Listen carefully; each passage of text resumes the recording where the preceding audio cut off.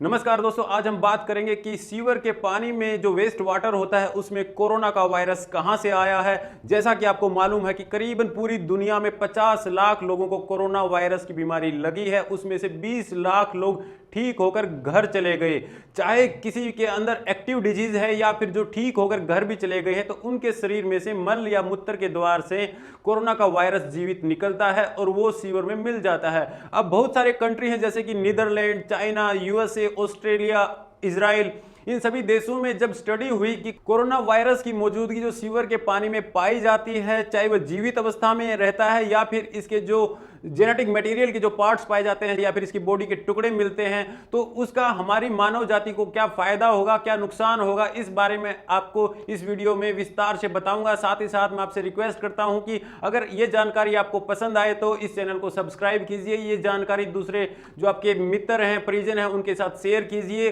और लाइक का बटन जरूर दबाएं। कोरोना वायरस के अलावा भी करीबन 100 ऐसी बीमारियां हैं जिनके कीटाणु या विषाणु सीवर के पानी में पाए जाते हैं, जिसके अंदर की मुख्यतः टाइफाइड की बीमारी के कीटाणु हैं या फिर जो हेपेटाइटिस ए है, हेपेटाइटिस ई है, और जो कीड़े के कई अंडे हैं किसी अलग अलग प्रकार के, या फिर कुछ पैरासाइट्स जो कि सीवर के पानी में पाए जाते हैं। और सीवर के पानी का एनालिसिस करके लैब में टेस्ट करने के बाद हम किसी भी पॉपुलेशन का, किसी भी शहर का या किसी भी गांव की पॉपुलेशन के बारे में ये बता सकते हैं कि चाहे वे मरीज हॉस्पिटल में आ रहे हैं या घर के ऊपर ही रह रहे हैं, फिर भी हम उनकी जो हेल्थ है, जो उनकी जो बीमारियों की अगर उसके अंदर घूम रही है कोई भी बड़ी बीमारी, तो उसके बारे में हम पता लगा सकते हैं सिर्फ सीवर के पानी को ही लैब में टेस्ट करने के बाद।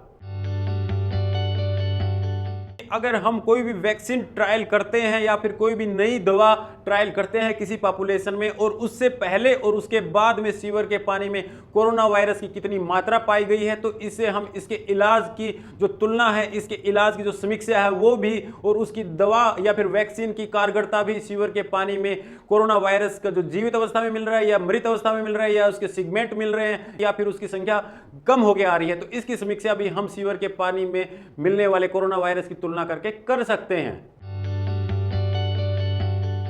अब जैसे लॉकडाउन की अगर हमें तुलना करनी है, तो हम लॉकडाउन वाले देशों के सीवर के पानी में लॉकडाउन से पहले और लॉकडाउन के बाद में सीवर के पानी में अगर कोरोना वायरस की प्रेजेंस घटती है या बढ़ती है, तब भी हम लॉकडाउन की भी समीक्षा सीवर के पानी में मिलने वाले कोरोना वायरस से कर सकते हैं।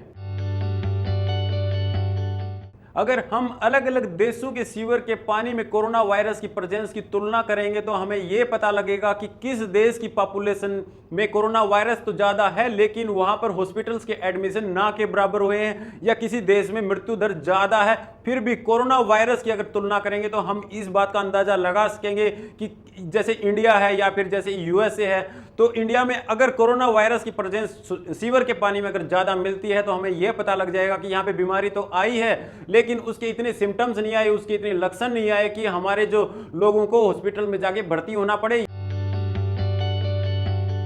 अगर जनसंख्या में बहुत ज़्यादा मात्रा में कोरोना वायरस की बीमारी फैली हुई है, तो हम सीवर के पानी को ही टेस्ट करके उस जो हॉटस्पॉट है उस एरिया को हम ट्रैक कर सकते हैं। जैसे कि हम पहले जो सीवर का जो मेन प्लांट है उसमें टेस्ट करेंगे, अगर हमें कोरोना का वायरस ज़्यादा मात्रा में मिला है तो फिर हम ट्रैक पे लगाएंगे और पहुंचेंगे उस मोहल्ले तक जहां से सीवर के पानी में ज्यादा कोरोना का वायरस मिल रहा है। उसके बाद हम उस सोसाइटी या फिर उस बिल्डिंग तक पहुंच सकते हैं जिसमें कोरोना के वायरस की ज्यादा मात्रा पाई जा रही है, जिसके सीवर के डिस्पोजल में।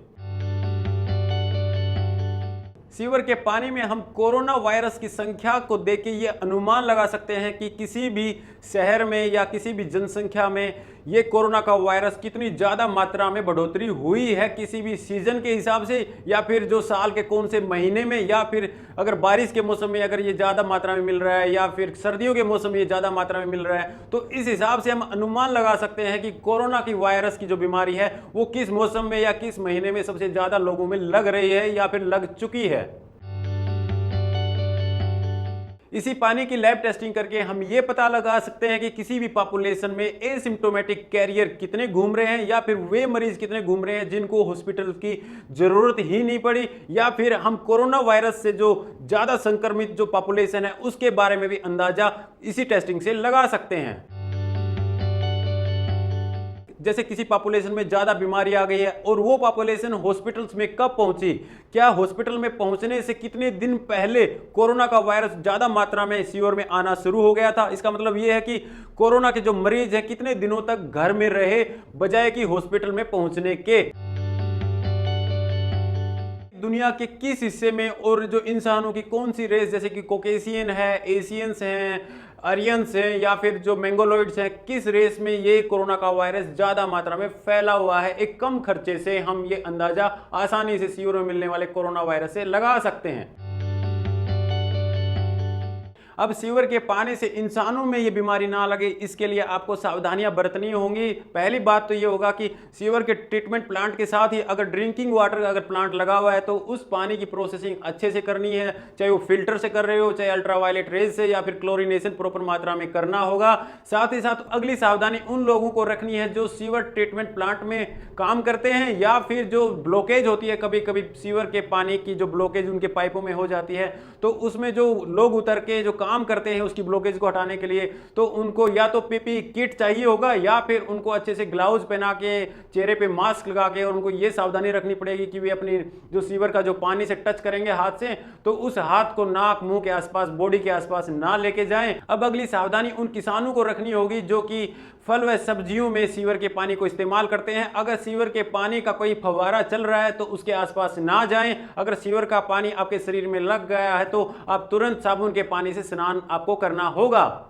तो दोस्तों, मैं अपनी बात को कंक्लूड करता हूं और आपको ये बता देता हूं कि सीवर का पानी हमें बड़े ही सस्ते में और बड़े ही स्ट्रिक्ट तरीके से किसी भी पॉपुलेशन की जो अंदर फैली हुई बीमारी है, चाहे वो कीटाणु की है या फिर विषाणु की है, उसके बारे में हमारे जो मेडिकल जो प्रोफेशनल होते हैं उनको स्ट्रिक्ट जानकारी देता है। और ये जो जानकारी देता है ये काफ़ी कम खर्चे में देता है, बजाय कि हम लाखों हजारों लोगों की लैब टेस्टिंग करें या फिर उनके ब्लड को हजारों लाखों रुपए लगा के उसके ऊपर खर्चा करें। इसके बदले में हम कुछ एक जो सीवर जो पानी होता है उसका अच्छे से एनालिसिस करके हम उस पॉपुलेशन में जो फैली हुई बीमारी है या जो फैलने का अंदाजा रहता है, या फिर जो हम कोई भी दवाई या फिर वैक्सीन इस्तेमाल करते हैं उसके आउटकम्स या फिर उसके जो परिणाम कितने अच्छे या बुरे हुए उस पॉपुलेशन में, इसका अंदाजा भी हम सीवर के पानी का एनालिसिस करके उसकी लैब टेस्टिंग करके जान सकते हैं और हम स्वस्थ व सुरक्षित रह सकते हैं।